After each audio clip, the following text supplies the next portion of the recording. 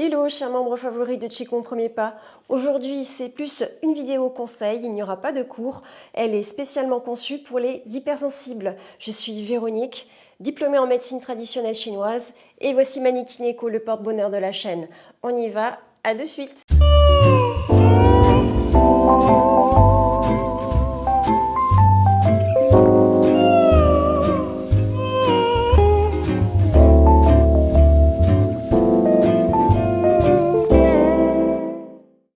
Alors, qu'est-ce qu'un hypersensible? Un hypersensible, c'est quelqu'un qui est assez effervescent et l'hypersensibilité ne prévient pas quand ça arrive. On peut avoir un agacement, une colère, de la tristesse, de l'émotivité. Un hypersensible est particulièrement à fleur de peau, mais c'est tout à fait monnaie courante et c'est pas forcément contrôlable comme ça a priori. Aller dire à quelqu'un qui rougit, rougir c'est de l'hypersensibilité aussi, aller dire à quelqu'un qui rougit, bon bah arrête de rougir. Plus vous allez lui dire arrête de rougir, et plus la personne elle va rougir. Donc l'hypersensibilité c'est du même acabit. J'ai créé une astuce que je partage souvent avec les personnes qui souffrent d'hypersensibilité. Je vous la partage en PDF. Vous avez tout le procédé à appliquer, c'est très rapide, en 30 secondes. Je vous la laisse télécharger et puis je vous en parle de suite. Quelles sont ces 7 étapes? La première étape, c'est repérer. Repérer le moment où vous sentez, on va prendre l'exemple d'une personne qui a une colère, hop, elle va sentir que ça jaillit en elle, qu'il y a une espèce de colère, d'agacement, on a envie de ruer dans les brancards. Dès que cette personne a envie de ruer dans les brancards, hop, elle s'en aperçoit. Elle se dit en elle-même, hop, ça y est, je commence à partir et à ruer dans les brancards. Ça, c'est la première étape. La deuxième étape, c'est juste en rire. C'est juste repérer le phénomène et dire, ah, ben ça y est, comme une personne qui rougit, qui s'aperçoit qu'elle est en train de rougir, eh bien, quand la personne qui se met en colère et qu'elle sent la moutarde lui monter au nez, il faut qu'elle en rigole. Et c'est pour ça qu'il faut avoir de la dérision par rapport à soi-même. Et se prendre pour une bouteille de champagne. Oui, une bouteille de champagne. Parce qu'on est effervescent dans ces cas-là, quand on est hypersensible.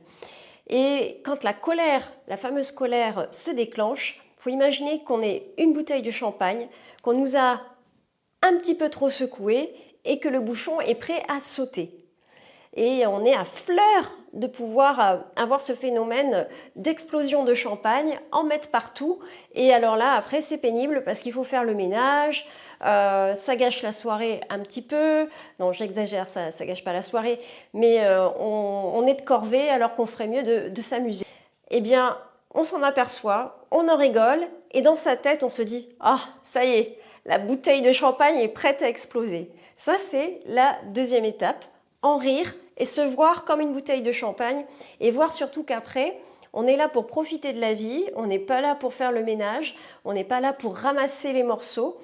Donc, alors qu'il suffit juste d'arrêter de secouer la bouteille et puis de patienter un peu et d'attendre la stabilisation du système. Donc, dès que le phénomène se déclenche, première étape, on s'en aperçoit. 2, on en rit et on s'imagine comme une bouteille de champagne qu'il faudrait stabiliser parce que sinon, si on ne la stabilise pas, le bouchon saute, on en met partout et ça déborde de partout.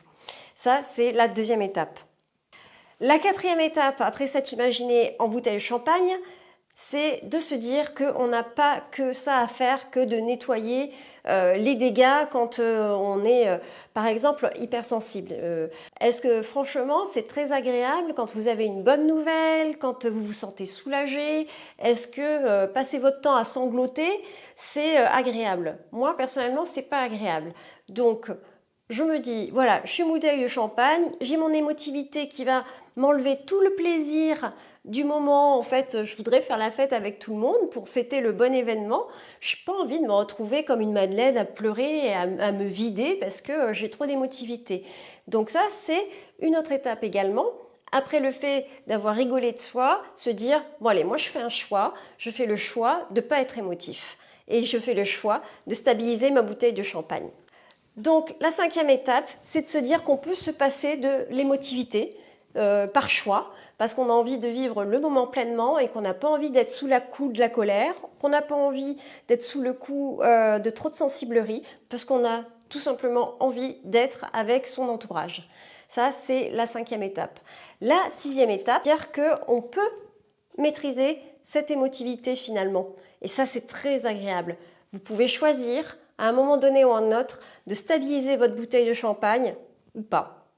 Et enfin, la 7e étape, ça va être tout simplement de recommencer le plus souvent possible pour court-circuiter les habitudes du cerveau, de façon à ce qu'il comprenne que vous maîtrisez votre choix d'être sous émotion ou de ne pas être sous émotion.